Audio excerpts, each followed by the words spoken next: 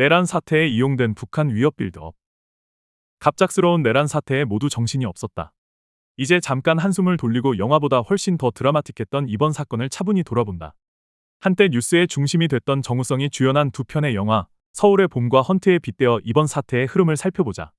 많은 사람들은 먼저 서울의 봄을 떠올렸을 것이다.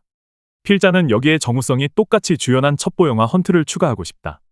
그래야 이번 내란 사건의 구조와 전개 방식을 좀 더 쉽게 이해할 수 있기 때문이다. 일반적으로 서스펜스 영화는 사건의 정체와 범인을 처음부터 관객에게 알려주는 반면 미스터리 영화는 사건의 전모와 비밀을 영화 끝에야 알려준다. 영화 서울의 봄은 이 사건의 전모와 악인의 정체까지도 관객들에게 미리 다 보여준다. 영화 헌트는 거물급 간첩이 국가정보기관에 침투했을 가능성을 모티브로 스토리를 긴박하게 끌어가지만 사건의 실체와 상상하지 못할 것에 대한 음모를 마지막까지 관객에게 알려주지 않는다. 영화 서울의 봄은 서스펜스에 가깝고 헌트는 미스터리 영화라고 할 수 있다.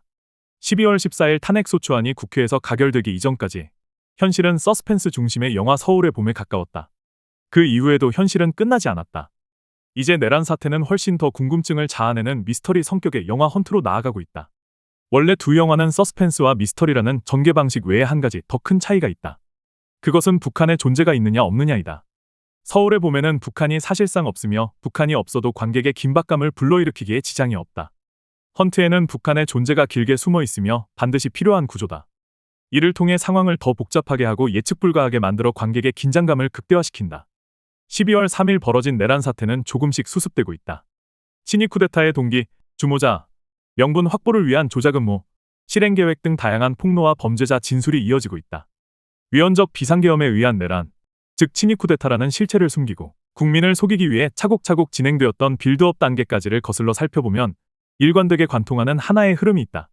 그것은 북한과의 전쟁 위험을 이용하는 것이었다. 이 정부 들어와서 모두가 참 기이하다고 여긴 것이 있었다.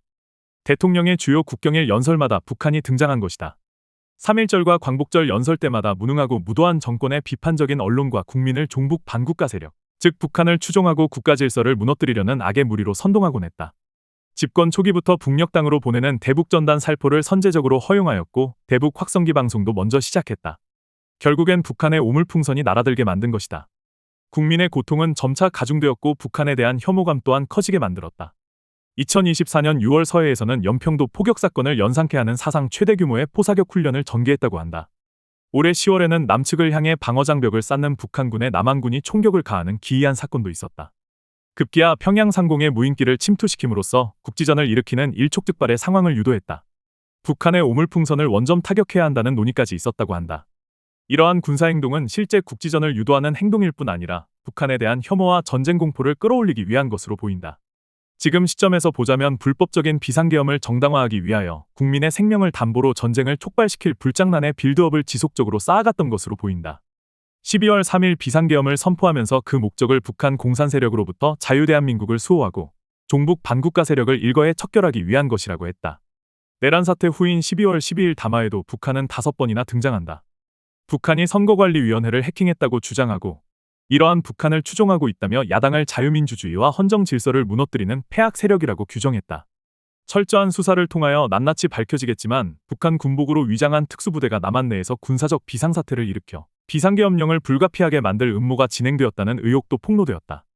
심지어 북한군으로 위장한 대한민국 특수작전 부대가 여당 대표를 사살하고 야당 정치인과 방송인을 납치하려는 자작극을 계획했다는 제보도 있었다. 이 제보에는 주한미군 병사를 사살하고 북한 무인기에 북한 무기를 탑재하여 군사공격을 일으킴으로써 미군의 북한 폭격을 유도하려 했다는 도저히 믿기 어려운 내용도 포함됐다.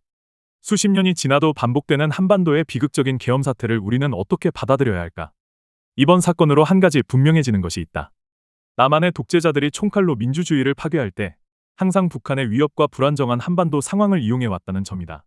한반도의 평화 없이는, 나아가 분단의 극복 없이는 우리의 민주주의가 반복적으로 그리고 근본적으로 위협받을 수 있다. 민주주의 없이 평화도 없다는 말이다. 2024년에 다시 재현된 비상계엄 사태는 평화가 없는 불안정한 상황에서는 대한민국의 민주주의 또한 언제든지 뿌리째 흔들릴 수 있다는 점을 깨닫게 해준다. 만약에 남한의 군사적 도발에 북한이 무력으로 대응하여 어떤 행태로든 전쟁이 벌어졌다고 상상해보면 정말 끔찍하다. 한반도의 젊은이와 시민들이 또다시 전쟁의 목숨을 잃었을 것이다. 계엄은 성공하여 상당 기간 지속되었을 것이고 이에 저항하는 시민들이 죽어나가는 유혈사태까지 일어나지 않았을까. 우리의 민주주의뿐 아니라 국가 신인도는 물론 경제 전반이 돌이키기 어려운 추락의 길을 걸었을 것이다. 긴 고통과 치욕은 우리 국민들의 몫이었을 것이다. 역지사지로 북한의 입장에서 이번 사태를 돌아볼 필요가 있다. 북한이 느끼는 안보 불안의 관점에서 논평한 러시아의 자하로바 외무부 대변인의 발언은 매우 인상적이다. 바로 다음 날인 12월 4일, 자하로바 대변인은 상황을 철저히 분석해보면 북한이 왜 그렇게 열심히 자국의 안보를 강화하고 있는지 분명해진다. 이웃인 한국은 예측할 수 없는 나라다. 서울에서 일어난 이번 사건은 한반도의 긴장과 불안정을 초래하는 주체가 한국이라는 것을 보여준다고 꼬집었다. 북한의 시각에서 본다면 남한의 정권은 임기를 다 채우지 못하기 일쑤고 바뀔 때마다 자신을 향한 정책이 천당과 지옥을 오가는 모습일 것이다. 남한의 계속되는 군사적 도발에도 불구하고 북한이 오판하지 않고 군사적으로 차분하게 대응한 것은 너무나 다행스러운 일이다. 이번에 보여준 북한의 분별력 있는 대응 태도는 북한이 비합리적이고 호전적인 국가라는 국제사회의 인식을 개선하는 데 긍정적 요인으로 작용할 것이다. 두 영화 서울의 봄과 헌트의 내용이 2024년의 내란 현실과 다른 점이 또 하나 있다. 2024년 현실에는 두 영화 어디에도 없는 강력한 주인공이 등장한다. 12월 3일 밤 국회로 몰려들어 맨몸으로 계엄군을 막았던 시민들이 그 주인공이다. 그리고 12월 7일과 14일 저녁 매서운 날씨 속에서도 여의도를 가득 메운 국민들, 특히 응원봉을 흔들고 K-팝을 부르며 탄핵을 외친 MZ세대가 또 다른 주인공이다. 영화 같은 현실에서 우리 모두 새로운 희망을 보았다. 탄핵을 외치는 분노의 K-팝에 흥겨움을 더할 수 있는 젊은이들의 열의에 전 세계가 또 한 번 놀랐다고 한다. K-컬처와 응원봉으로 무장한 MZ세대가 불법 계엄 사태에 종지부를 찍은 것이다. 1980년대 전후에 처절하고 암울했던 상황을 생생하게 재현한 두 영화를 다시 생각한다.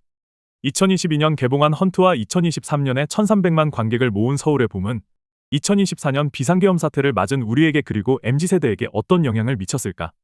두 영화와 같은 시기인 1980년 참혹했던 광주를 담아낸 소설 소년이 온다로 한강 작가는 노벨상을 받았다. 100만 부 이상이 읽혔다는 이 책은 비상계엄 사태를 맞은 현재의 우리 그리고 MZ세대와 어떻게 연결되어 있을까? 한강 작가는 12월 7일 스웨덴 아카데미에서 열린 수상식에서 말했다. 과거는 현재를 도울 수 있는가? 죽은 자가 산 자를 구할 수 있는가? 이 소설을 쓰는 동안 실제로 과거가 현재를 돕고 있다고, 죽은 자들이 산 자를 구하고 있다고 느낀 순간들이 있었다. 더 칼럼니스트